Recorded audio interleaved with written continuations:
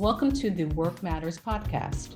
In each episode, talking with thought leaders and executives, Purpose Works founder Thomas Bertels explores what it takes to make work more productive, valuable, impactful, and meaningful.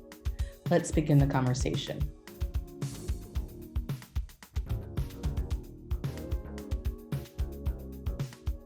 Welcome back to the Work Matters podcast, where we explore what leaders can do to make work more productive, valuable, meaningful, and impactful. And obviously, leadership plays a huge role in making work either more productive and valuable or leading to a more frustrating work experience.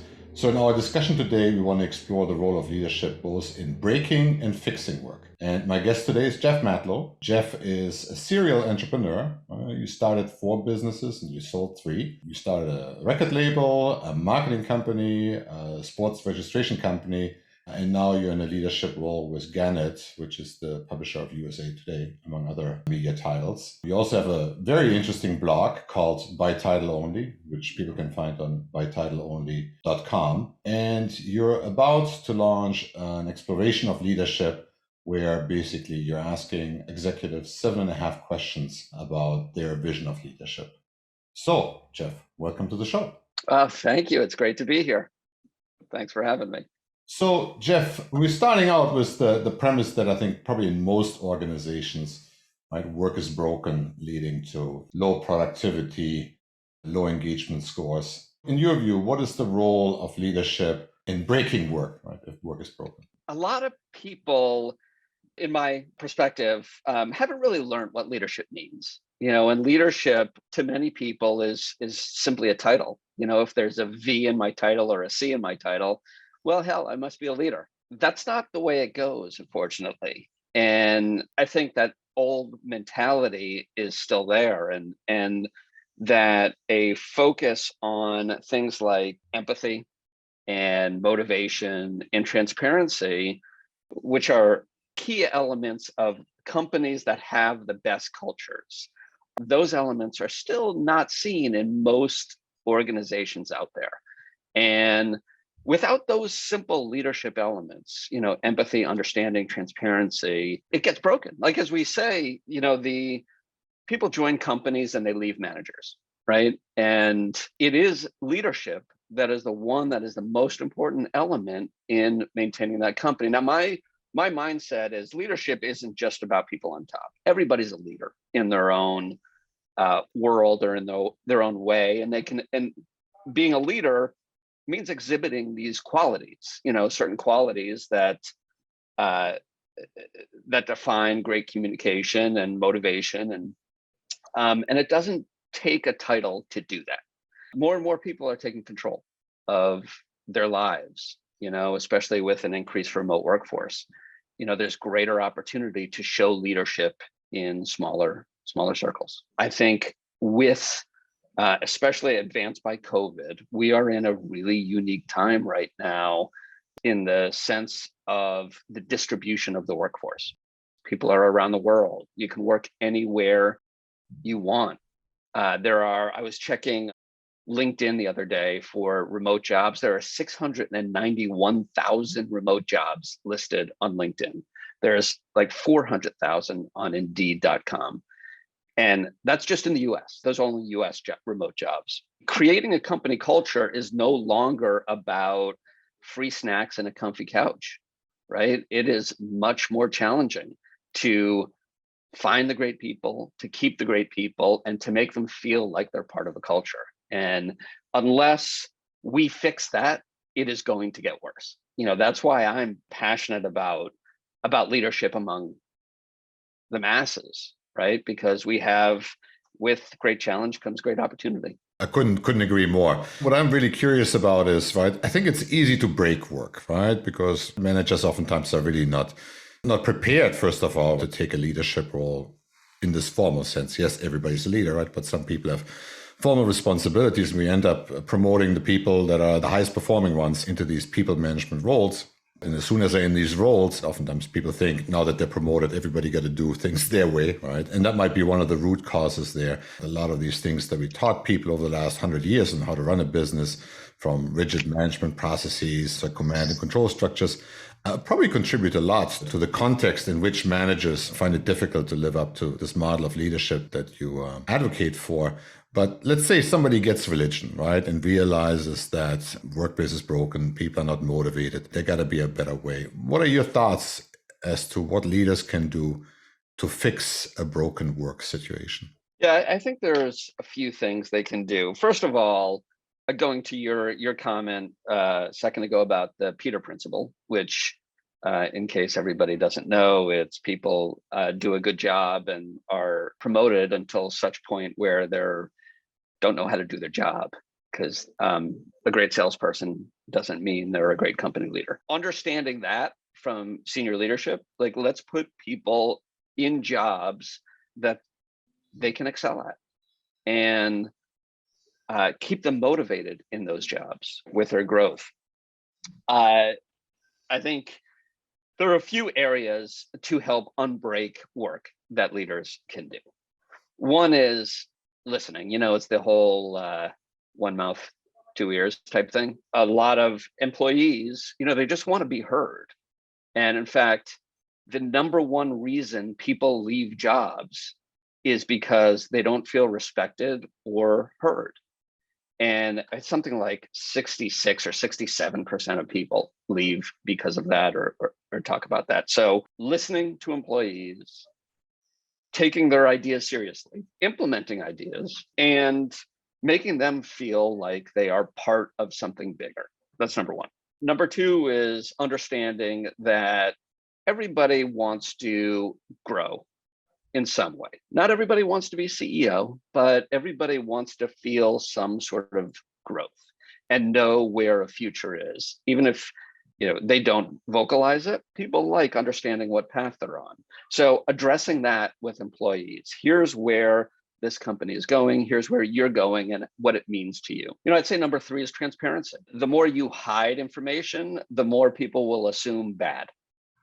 And so it is much better to be open. I subscribe to a point to radical transparency of let everybody know what's going on, the good and the bad, and trust that, hey, listen, if they really want to be a part of the company, you accept the good and the bad. The fourth, which I think is challenging for a lot of leaders, is have vision. What is the vision that can inspire people? And are you the one that knows how to relate that vision that can then inspire others? But what kind of patterns do you see in terms of what are the shared characteristics of leaders that build high-performing organizations? Number one, they're organized and efficient, right? Focus on productivity. What are we going to do? How are we going to get there and make it happen? There's accountability, which is ensure that everybody is in the right role, heading in the right direction, right? And that they do the work they're expected to do. Nobody works in a vacuum. Everybody's activity influences everybody else's. There is both a visionary and motivational element to it, understanding what the bigger picture is and how to relay that to the everyday worker who may not care about that. Not being scared of challenges, right? Every challenge, as I said, is an opportunity. The great leaders take a combination of data and gut. What is the data saying? The data, everything's not going to be black and white.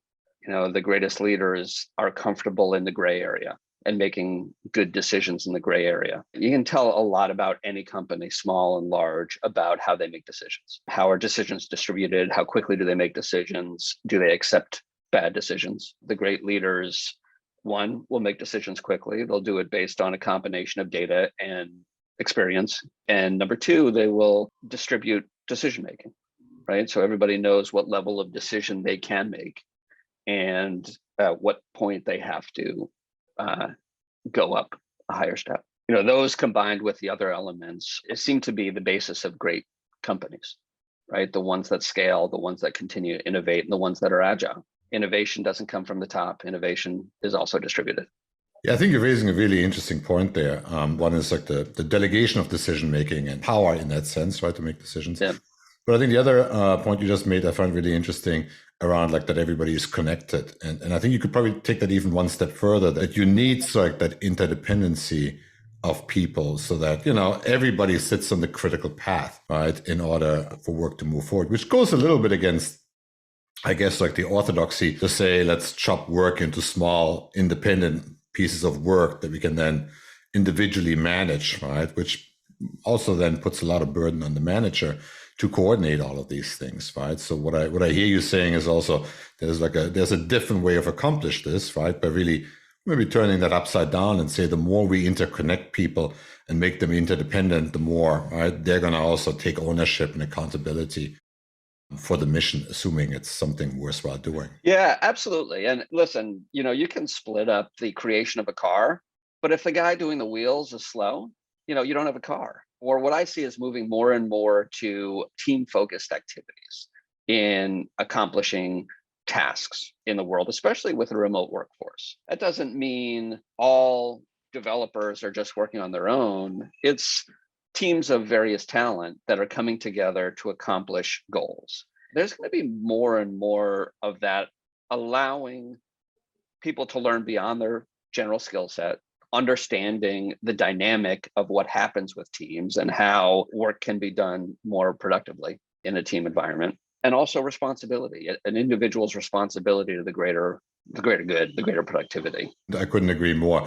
I think that's also one of the big untapped opportunities to really unleash a more productive and a more effective workplaces, to really give teams accountability for the work product from start to finish, and not just delegate the work, but also delegate the corresponding decision making that comes with that, right?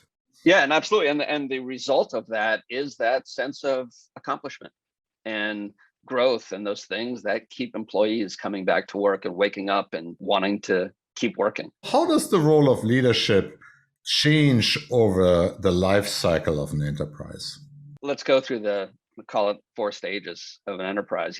First, it's a startup, it's scrappy, and the goal is create product and revenue. The requirement of a leader is really control at that point, right? They need to make sure they are in charge of everything for the most part, and that it's going in the direction of their vision, because there is nothing out there for any employees, if there are employees, to understand what the company is and where it's going. It's all coming from that leader's brain.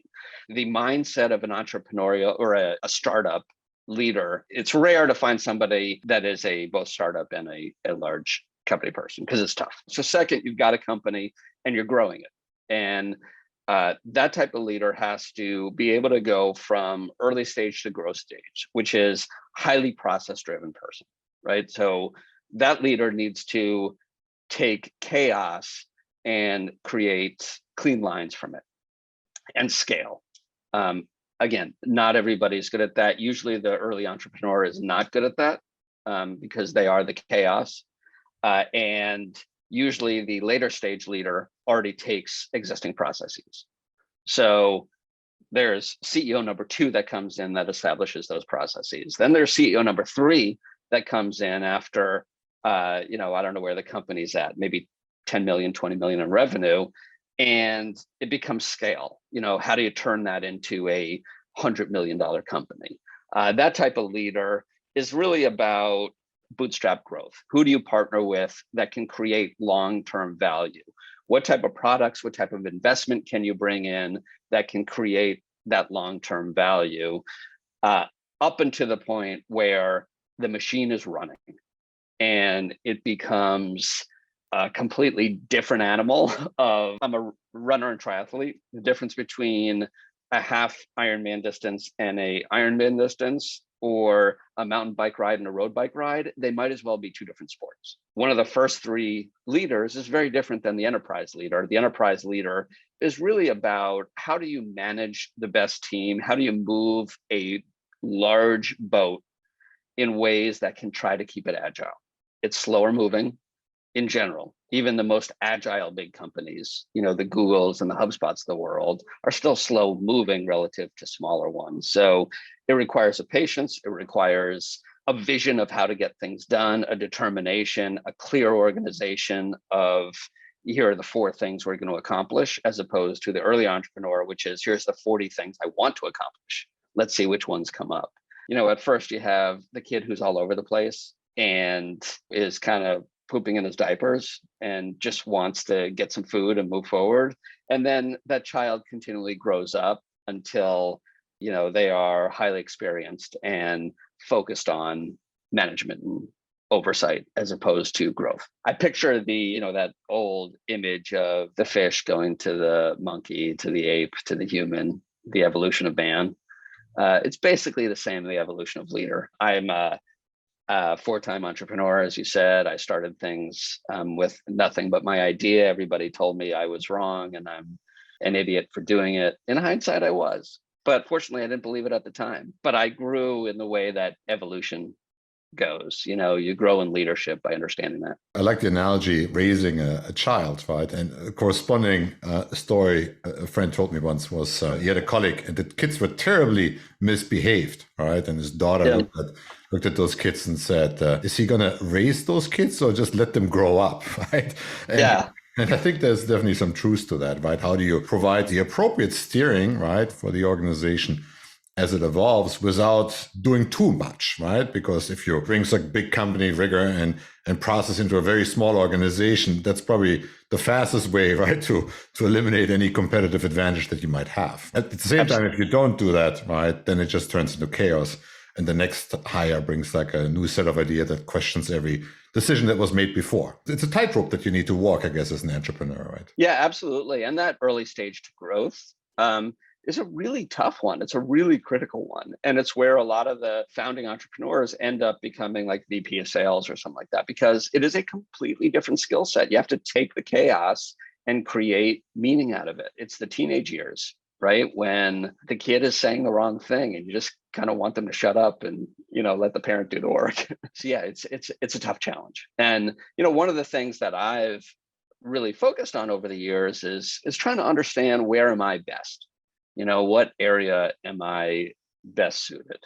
As you said, I've been leadership at 1-person companies. I've been leadership at 20,000 person companies. I enjoy creating, so I might be better at kind of the mid stage, but I think it's important for everybody to understand, like, all right, what is your talent and where does that fit in for you to get the most joy and the most satisfaction. And I think also knowing, right, to your point, right, what you're good at, right, and understanding kind of like what works at what scale, right? Because one thing I oftentimes see these days is that, right, you have these very well-funded startups and they bring in very experienced people that know how to run a, $100 million, $1 billion P&L. But the problem is, right, at that scale, kind of like 95% of all decisions already have been made, right? So you're a little bit optimizing on the edges, right? And occasionally right the ship a little bit, right?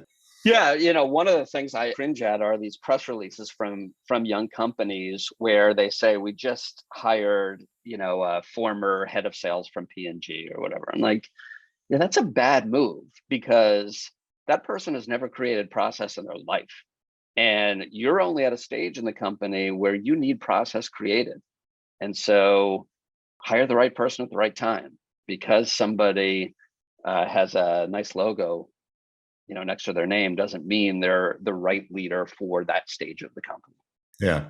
And I like your point about process, but I guess also what people in large companies associate with process is probably very different from what you refer to in that early startup phase, right? Where you basically just establish, right, a way of working that can be repeated by more than one person, right? I guess. Yeah. And then the early stage, in the startup stage, you're like, all right, can this be done for this client? And can we make it for another client? And maybe it doesn't scale to 5 clients, but as long as it scales to the top 3, that works. That only lasts so long, right? And then how do you make that scale even more and more until you're the $1 billion company where, yes, you have a lot of processes in place and it's tough to change one cog without affecting others. And so moving that boat becomes really, really difficult. And that's why small companies come in. That's why Google came in and became the #1 search engine over Yahoo. That's why Sears isn't around anymore, right? These other companies come in and they've done what the big ones weren't able to. I actually just posted an article today on bytitleonly.com about the 4 trends that will define great companies in the future. And for companies to survive, they have to be able to change with the trends. And in order to be able to change with the trends, you need an infrastructure to do that. Companies 40 years ago were not thinking about that. So they did not build the infrastructure to do that. Companies starting, I would say the 90s, around the Google, PayPal times, began creating more flexible companies that can change with the trends. And then that led to, I'd say, the early 2000s around culture and having people that can be more flexible, having agile processes, both in development and beyond. And it is critical to build, that second and third stage, we talked about leaders, like creating those scalable processes. Scalable processes mean create processes that can change and that can adhere to the trends of the future. I look at the iPhone. How many businesses did the iPhone, how many industries did the iPhone put out of business? 20 years ago, there were fax machines, right? There were telephones on the wall, there were cameras, there were heart rate monitors. There, it takes one item to put an industry out of business without agility. I think I fully agree with you. I think culture is one of these superpowers, right? That I think if you can tap into it, I think it does a lot. And I'm a big fan of Ben Horowitz's definition that culture determines what happens when nobody's looking, Yeah. which I think is, again, in the context of scaling, there's only so much you can accomplish with direct control at some point, right? You got to find some other mechanisms to provide people direction without micromanaging them. But building an effective culture, I think, also requires people to make really hard decisions and trade-offs and kind of like live those values, right? And talk to me maybe about how you created culture in your previous ventures. My last one, I'm Athlete, I put together a culture code, a culture doc that defined why we were who we are, how we got there, where we're going, and what we value. What I did is I created 8 values that we have at a company. And listen, this is not a unique process. Others have done it, but every hire, every fire, every review was based on those values. And, firing people was, when we had to, wasn't that challenging, because everybody realized that they didn't adhere to the values that are most important with the company. So the company was not the best place for them, and they weren't the best place for the company. And it was very somewhat simple conversations because everybody understood what our values are. And most importantly, promoted them. So what I did is we made tent cards of our values on one side, mission and vision on the other, and everybody had one for their desk, right? And we lived the values. So we rewarded people. One is celebrate the wow, right? So in our Slack channel, we had a wow emoji. We had, wow awards and a variety of others. So we lived our culture. I mentioned a piece that I wrote about the 4 global trends that will define great companies of the future. And number one that I put is company culture. And especially as we talked about with this remote workforce, this increasingly remote workforce, culture is more difficult than ever to build and more important than ever.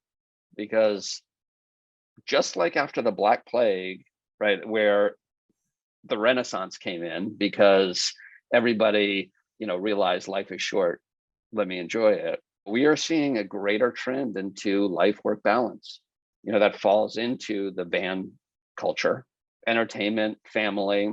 People want to make sure that they have balance, and that is an important element in creating company culture. And I think it being so easy for people to find opportunities, the great talent will go to the great cultures. I couldn't agree more. I think it's really changed from looking at employees as human resources or human capital, right?